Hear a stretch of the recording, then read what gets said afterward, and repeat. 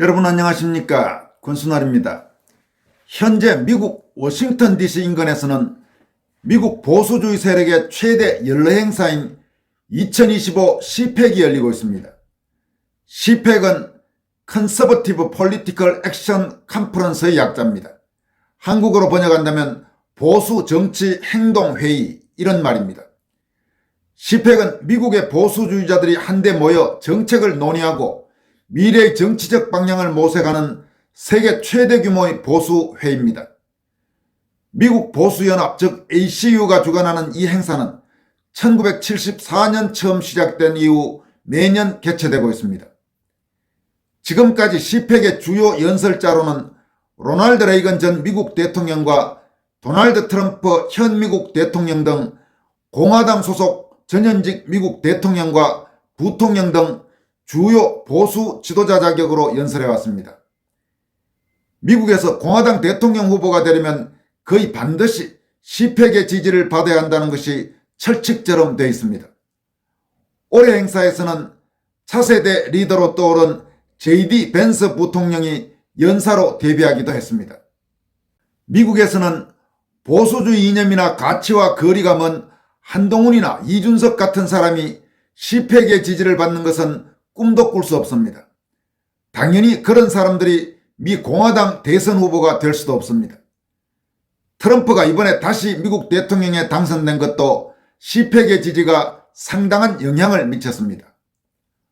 올해 CPAC에는 한국 대표단으로 CPAC의 공식 한국 파트너인 K-CPAC 공동의장인 최원목 이화여대 교수와 K-CPAC 대표인 박주현 변호사 그리고 민경욱 전 의원 등 특히 그동안 부정선거 의혹 진상규명운동으로 미국 보수주의 정치권에서도 주목받고 있는 한국 인사들이 많이 참석했습니다.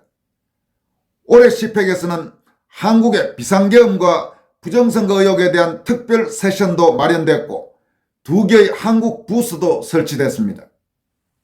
윤석열 대통령 구속 전 한국을 방문해서 용산 대통령 관저에서 윤 대통령을 만났던 맷 슐랩 CPAC 공동의장을 비롯해서 트럼프 대통령의 핵심 측근 중 한 명인 스티브 배넌 전 백악관 수석 고문 등 미국 정계 및 보수주의 세력 주요 인사들이 참석한 가운데 열린 CPAC 공식 만찬에서 민경욱 전 의원은 부정선거 척결 등을 위해 계엄령을 선포했다가 탄핵 위기에 몰린 윤 대통령을 미국과 트럼프 대통령이 적극 도와줄 것을 요청했습니다.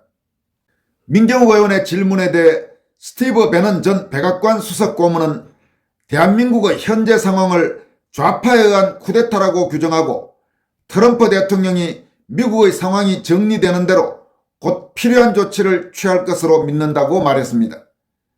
스티브 배넌은 이와 관련해 이렇게 표현했습니다. 우리는 한국 상황이 위기라는 걸 인정해야 합니다. 그것은 우리 가장 강력한 동맹 중 하나에서 벌어지는 쿠데타입니다. 그래서 저는 트럼프 대통령이 상황이 정리되는 대로 조치를 취할 것이라고 믿습니다. 하지만 정말 끔찍한 상황입니다. 중국 공산당, 화웨이 중국 공산당의 개입이 분명히 곳곳에 퍼져 있습니다. 이렇게 말했습니다. 이 스티브 배넌이 트럼프가 조치를 취할 것이라고 말한 부분에 영어 원문은 다음과 같습니다. So I believe President Trump's going to take action right as soon as things get started. But it's a terrible situation. 이렇게 표현했습니다. 스티브 배넌은 또 별도의 발언을 통해서 트럼프 미국 대통령과 윤석열 한국 대통령 두 대통령을 동일선상에서 언급하기도 했습니다. 그는 트럼프의 적들은 트럼프가 재선되지 않았다면 트럼프를 부당한 죄목으로 수백 년형을 선고해서 감옥에 가둬 죽이려 했다면서 그것은 한국의 윤석열 대통령이 현재 처한 상태와 같다 이렇게 말했습니다. 스티브 배넌은 또 한 대목에서 중국인들이 윤석열 대통령이 감옥에서 죽어가길 바란다 이렇게 말하기도 했습니다. 이 발언과 관련해서 민경욱 의원은 나는 아직도 그것이 스티브 배넌이 단순히 한국인들을 중국인들로 잘못 말한 것인지 아니면 실제로 그 이야기를 하고 싶었던 것인지 알 수 없다 이렇게 코멘트했습니다. 또 윤 대통령이 구속되기 전 용산 대통령 관저에서 면담을 했던 맷 슐랩 시팩 공동의장은 민경욱 의원에게 윤 대통령이 처한 상황이 유감이며 윤 대통령을 위해 기도하고 있다고 말했습니다. 그리고 고든 차앙 박사는 오는 4월에 한국을 방문할 예정이라며 윤석열 대통령을 돕기에 너무 늦은 시간이 되지 않길 바란다고 말했다고 민 의원이 전했습니다. 한편 미국에서는 지난 2020년 부정선거 의혹과 관련해서 부정선거 문제를 강력하게 제기했던 캐시 파텔이 신임 FBI 국장 상원 인준이 통과됐습니다. 이에 따라 앞으로 미국에서 지난 2020년 부정선거 의혹에 대한 트럼프 행정부의 본격적인 그런 조사와 수사가 시작될 가능성이 높아 보입니다. 이 캐시 파텔이라는 사람은 지난 2020년 대선, 다시 말해서 바이든이 트럼프를 꺾고 대통령에 당선됐던 2020년 대선은 부정선거였다고 강력하게 주장하면서 바이든이 당시 트럼프를 이겼다는 사실을 인정하기를 거부한 사람이라고 합니다. 그는 또 그동안 FBI의 정치 편향성과 반트럼프 공작에 가담한 점 등을 강력히 비판하면서 FBI 국장에 취임하면 워싱턴의 FBI 건물을 딥스테이트 박물관으로 바꿔버리겠다고 한 사람입니다.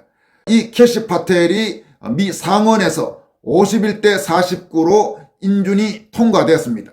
이에 따라서 앞으로 미국에서 엄청난 바람이 불어올 가능성이 있습니다. 한국에서 절대로 부정선거가 있을 수 없다고 주장해온 사람들은 한국보다도 모든 점에서 선진국인 미국에서 지난 2020년 대선, 바로 한국에서 4.15 총선이 있었던 그 해입니다. 그 대선의 부정선거 의혹에 대한 정부 차원의 본격적인 수사가 진행되면 과연 무슨 말을 할 수 있을지 앞으로 상당히 지켜볼 대목이라고 할 수 있습니다. 한편 부정선거 의혹 진상규명에 적극적으로 활동해온 법조인 중 한 명인 윤용진 변호사가 최근 자신의 소셜미디어에 재밌는 글을 하나 올렸습니다. 제목은 아무 말 대잔치 선관위 입사시험 주관식, 이런 제목입니다. 선관위에 대한 통렬한 풍자와 조롱이 담긴 내용이지만은 그와 함께 결코 그냥 간과할 수 없는 중요한 메시지를 담고 있습니다. 윤용진 변호사는 다음과 같이 밝히고 있습니다. 1. 재검표장에서 빳빳한 신권다발 투표지가 쏟아져 나온다면 뭐라고 해명할 것인가? 정답은 형상기억종이를 사용해서 그렇다라고 합니다. 2번. 상단이 붙어있는 투표지가 나온다면 이라는 질문의 정답은 정전기로 종이가 붙어서 그럼. 3번. 스카치 테이프로 붙인 투표지가 나온다면 정답은 찢어지면 스카치 테이프로 붙이지 뭘로 붙이냐. 여러분 참 기가 찹니다. 선관위가 그동안 해온 행태들을 아주 신랄하게 지금 풍자하고 있습니다. 이 3번은 가상의 대답이라고 합니다. 1번, 2번은 실제로 선관위가 그렇게 주장하기도 했던 내용이었습니다. 4번, 1000장이 넘는 일장기 투표지가 나왔는데 투표지 나눠준 투표관리관과 사무원이 못 봤다고 증언하면, 이런 질문의 정답은 투표지 받아든 국민들이 투표관리관한테 안 알려줬으면 모를 수도 있잖아. 실제로 여러분 선관위가 그렇게 해명했습니다. 5번, 중국인이 왜 개표 사무원을 해? 이런 질문에는 정답이 중국인이 개표할 때 더 공정함, 이런 말도 안 되는 황당한 소리를 한 선관위 사람도 있다고 합니다. 6번은 특수봉인지 뜯어도 마크가 안 남으면 봉인지 제조사에 따지세요가 정답이라고 합니다. 이 6번은 역시 3번과 마찬가지로 가상의 대답이라고 윤 변호사는 밝히고 있습니다. 7번 질문은 미개봉 투표함에 봉인지 뜯은 마크가 남아있는데, 이런 질문에는 정답이 투표함을 지난 선거에 사용 후 재사용하다 보니 그렇다, 이게 정답이랍니다. 또 8번은 질문이 투표지를 왜 삼립빵 박스에 담아놨나, 이런 질문의 정답은 간식으로 삼립빵 먹었으니까. 여러분 신라면 먹었으면 신라면 박스에 쓸 것임. 참 기도 안 차는 짓을 선관위가 지금까지 답변이라고 해왔습니다. 9번의 질문은 투표지 색깔이 왜 다름? 이런 질문에는 정답이 시간이 지나면 종이 색깔이 변할 수도 있잖아. 이게 정답이랍니다. 또 10번의 질문은 수천 장의 타원형 럭비공 모양 기표인은, 이런 질문의 정답은 살살 돌려서 찍으면 그렇게 나올 수 있다. 이게 선관위의 답변의 정답이라고 합니다. 11번의 질문은 확진자 투표 봉투 안에 왜 이재명 기표 투표지가 들어있음? 이런 질문의 정답은 봉투를 재사용하다 보면 그럴 수도 있지 뭘 그리 따지냐. 이게 정답이랍니다.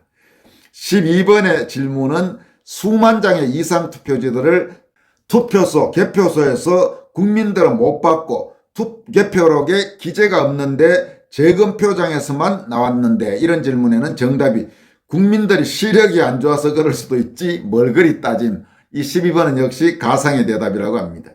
그리고 마지막 13번 질문은 QR코드 박힌 2020년 투표지가 왜 2024년 개표장에서 나왔을까? 이런 질문에 선관위식 정답은 4년 전 투표지를 집에 가져가서 보관하고 있다가 이번에 투표함에 넣은 것임. 이런 게 답이라고 윤용진 변호사가 아주 조목조목 선관위의 말도 안 되는 해명이라는 변명, 이런 부분을 통렬히 질타했습니다. 그리고 이런 말도 안 되는 선관위 변명과 해명을 명색이 대한민국 대법원은 선거무효 소송 과정에서 모두 선관위 편을 들어주었습니다. 하기야 뭐 대법관이 선관위원장, 중앙선관위원장을 맡고 있고 전국의 모든 선관위원장을 현직 법관들이 맡고 있으니까 서로 한 통속이니까 법원에서 그거에 대한 정확한 판결을 기대하는 게 어려운 것이 한국의 현실이죠.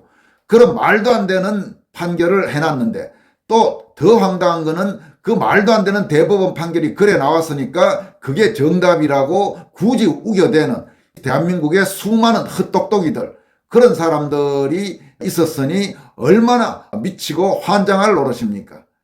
당연히 윤석열 대통령이 현재와 같은 이런 시스템에서 부정선거 의혹 진상규명은 불가능하다고 보고 마지막 수단으로 소위 연성 비상계엄을 통해서 그 선거 부정 의혹의 진상을 한번 규명해보자, 이렇게 나설 수밖에 없었던 그 심정을 이해하는 국민이 빠르게 늘어나고 있고, 특히 이 젊은이들이 지금과 같은 식의 그런 선거 부정 의혹, 이 부분에 대한 말도 안 되는 법원의 판결, 이런 부분들에 대해서 분노하고 윤석열 대통령의 조치를 이해하게 된 것이 지금 한국의 달라진 민심의 흐름이라고 할 수 있습니다.